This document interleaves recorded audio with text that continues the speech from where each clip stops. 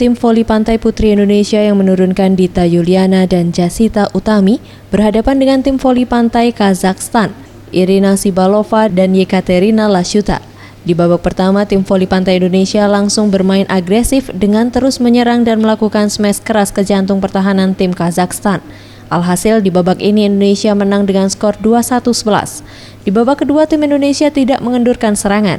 Bermain di hadapan pendukungnya sendiri, kembali Indonesia meraih kemenangan dengan skor 21-17. Menurut Dita Yuliana dan Jasita Utami, pertandingan ini sesuai strategi, di mana pada set pertama lebih santai dan datar dalam bermain untuk melihat strategi lawan terlebih dahulu. Kemudian di babak kedua permainan bisa dikendalikan dan hasilnya melaju ke babak semifinal. Kita cukup menang ya, cuman pada set pertama aja masih belum ketemu ritme permainannya. Set kedua kita udah ketemu. Tapi strategi apa yang diterapkan kalau bisa menang balik?